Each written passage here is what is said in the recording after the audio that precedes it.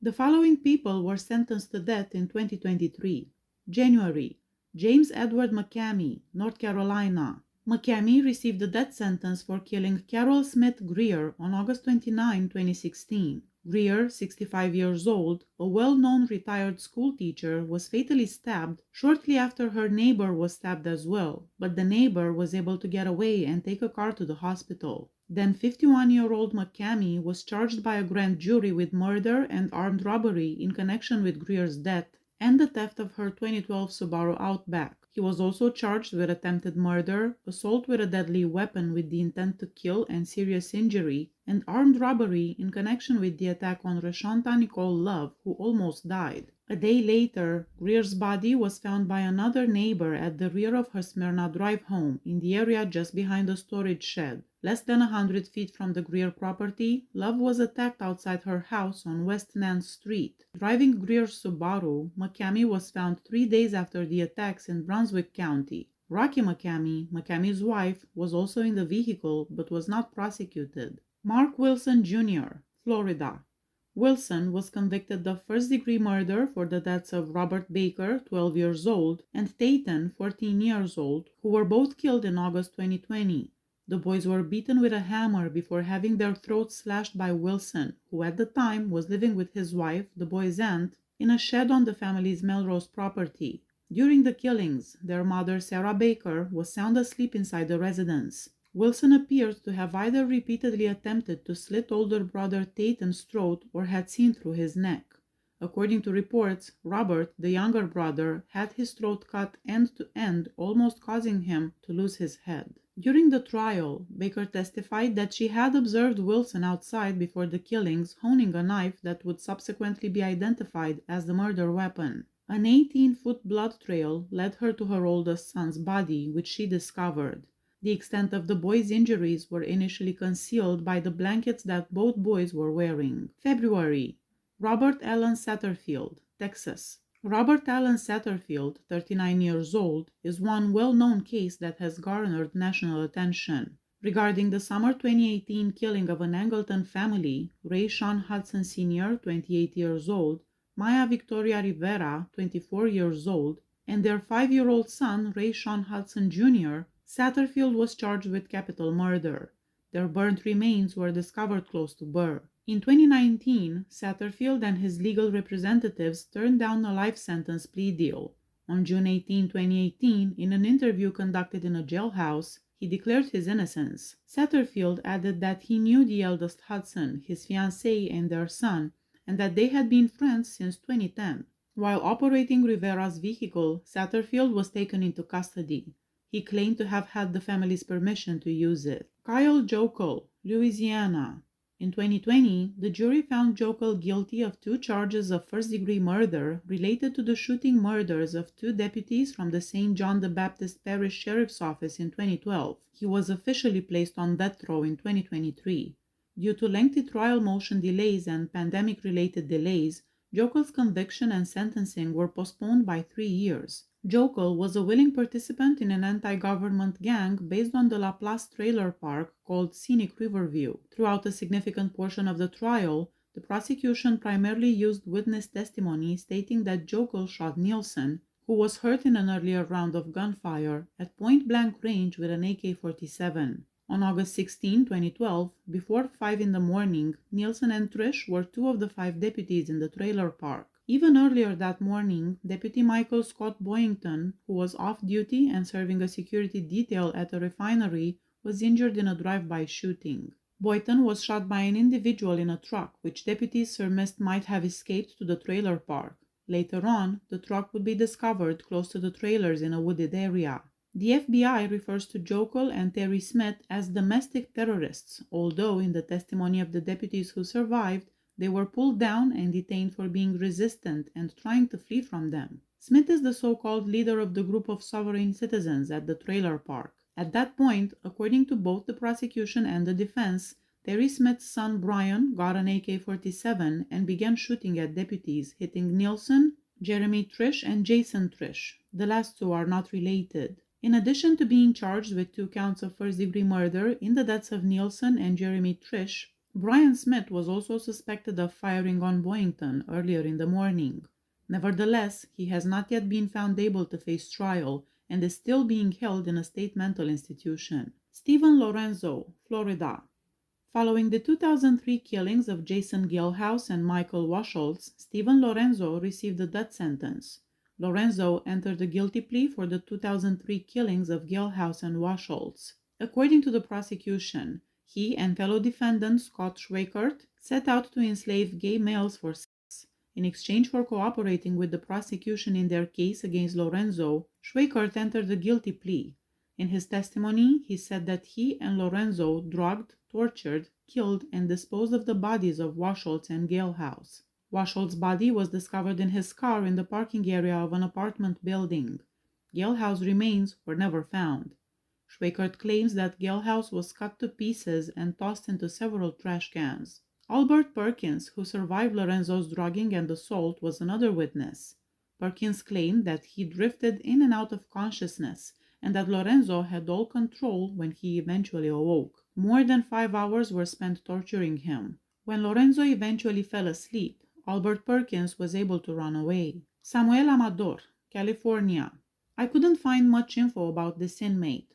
From what I was able to read, he was first charged with the murder of Alex Marty, a 26-year-old Highland resident, back in 2013. While incarcerated, he murdered another inmate in 2018 by coercing him into his cell, and then in 2022, Amador was being transferred from his cell to an outdoor leisure area when he pulled out an improvised 6-inch knife that was concealed in his clothes and attacked a deputy. The deputy wrestled with Amador after the stabbing and managed to return the prisoner to his cell. After being taken to a neighboring hospital, the deputy made a full recovery. Jason Michael Osborne, Alabama. After reportedly robbing Decatur resident Ricardo Duane Brown, 42 years old, of drugs and cash in October 2018, Osborne was taken into custody in September 2019 on murder and robbery charges. Brown was run over at the intersection of 12th Avenue Northwest and 3rd Street Northwest. After receiving a tip about a potential hit-and-run on October 28, 2018, police discovered Brown unconscious and with head injuries.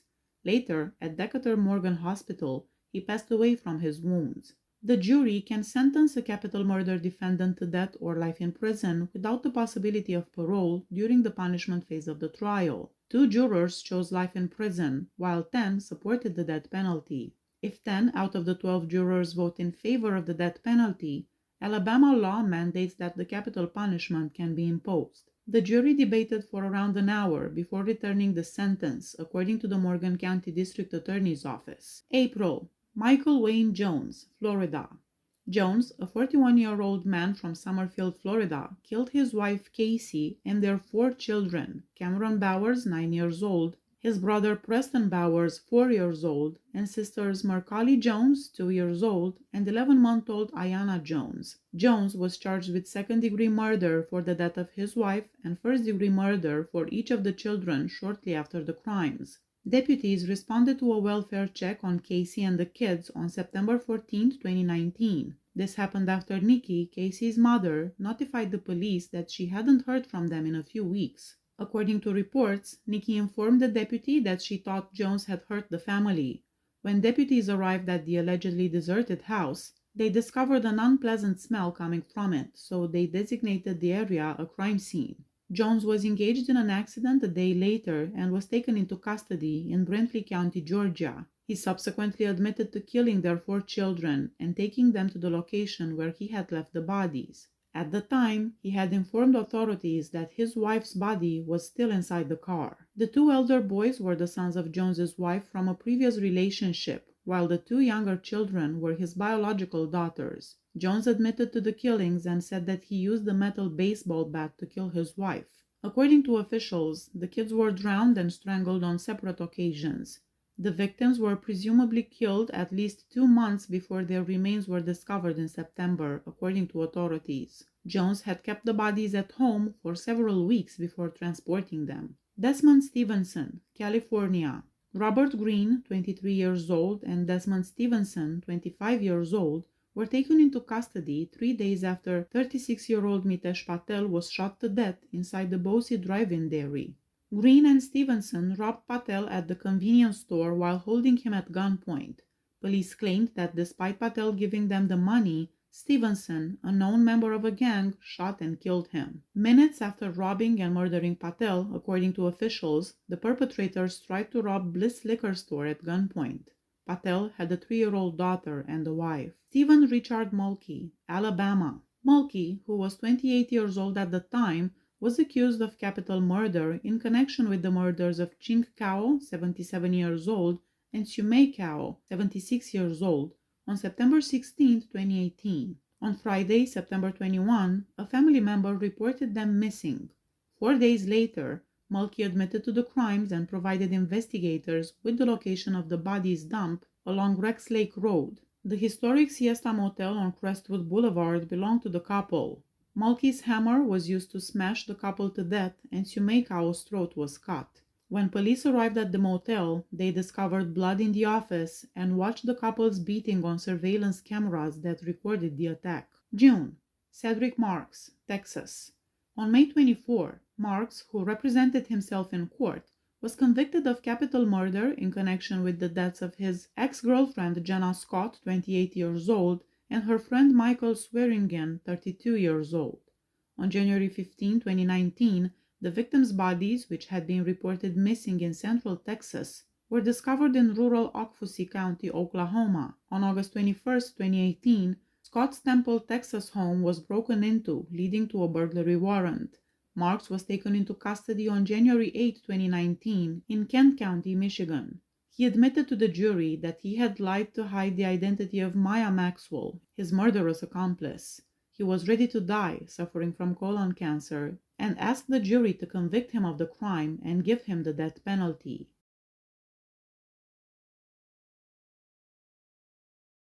Joseph Ziller, Florida. For the horrifying 1990 murder and essay of 11-year-old Robin Cornell and her babysitter, 32-year-old Lisa Story, in Cape Coral, Judge Robert Banning sentenced Joseph Ziller to death. Ziller received 2 death sentences, one for each victim. The families of the 2 victims said that the horrifying killings had changed their lives forever. Before officials received a DNA match in November 2016, connecting Ziller to the crime, the case had gone cold. At the time, he was accused of beating his stepson and was being held at Lee County Jail. Stephen Matthew Wolf, Florida. 62-year-old Wolf was found guilty of torturing, essaying, and killing Michelle Osborne on November 21, 2018. That afternoon, Osborne's naked body was discovered in the woods close to the Veikakat Bridge. There was also a trail of broken branches and car components, suggesting that a car had passed through the area. According to autopsy records, Osborne, a homeless woman residing in Marathon, had been essayed and strangled. The Kmart Plaza in Marathon was where authorities located Wolf's van shortly after Osborne's body was discovered. It had branches wedged under it, missing sections resembling those discovered in the woods, and blood was found within, according to the authorities.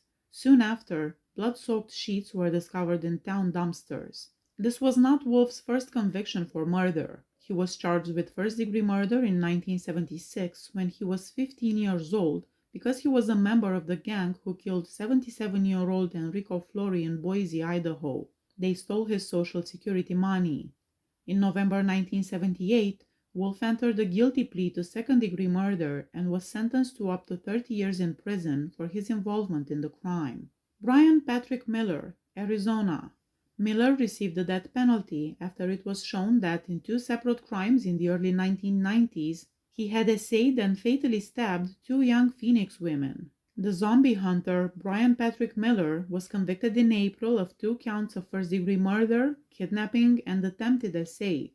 Miller was found guilty by Maricopa County Superior Court Judge Suzanne Cohen of killing 17-year-old Melanie Bernas in September 1993 and Angela Brasso, 22, on the eve of her 22nd birthday in November 1992 after he had forfeited his right to a jury trial. Miller, 50 years old, entered a not guilty by reason of insanity plea and did not testify in the double murder trial, which started in early October 2022. Authorities said that Brasso and Bernas vanished while riding their bicycles along the Arizona Canal in North Phoenix.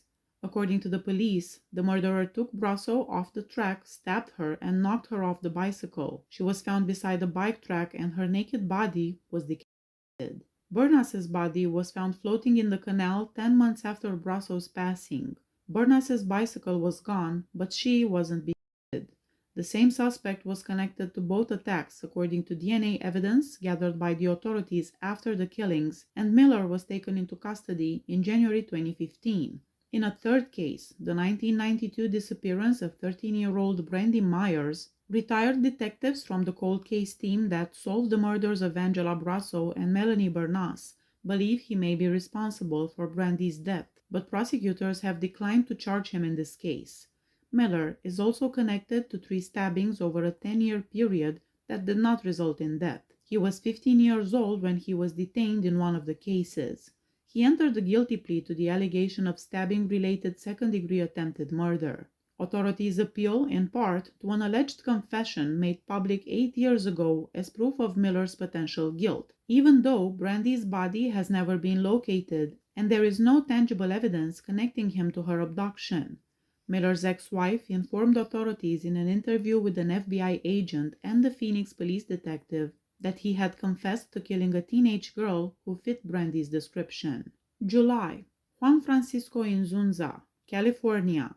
Inzunza was found guilty of killing 56-year-old Victoria Supola, who was discovered on June 3, 2014, half dead in her trailer. After being brought to Eisenhower Medical Center, Supola passed away in a few hours. Despite the fact that she was severely injured, blunt force injuries leading to a ruptured renal artery was found to be the cause of death. She identified Juan as the culprit to firefighters, paramedics, and a neighbor who discovered her. Before she passed away, Inzunza had been renting out a room in the trailer for a few weeks. For this murder, Inzunza got a sentence of 30 years to life in prison. While incarcerated, he murdered his cellmate in 2021, which led to him being sentenced to death. August. Facundo Chavez, Texas.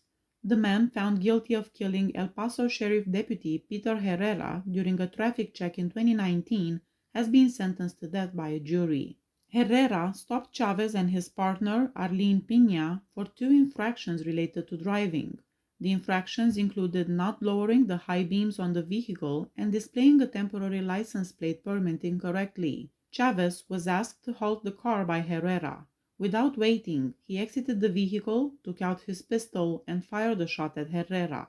Chavez shot Herrera with the handgun at close range for around 15 rounds before the weapon jammed. Chavez then started using the gun to beat Herrera. As the officer lay critically injured in a pool of his own blood, the pair ran from the scene.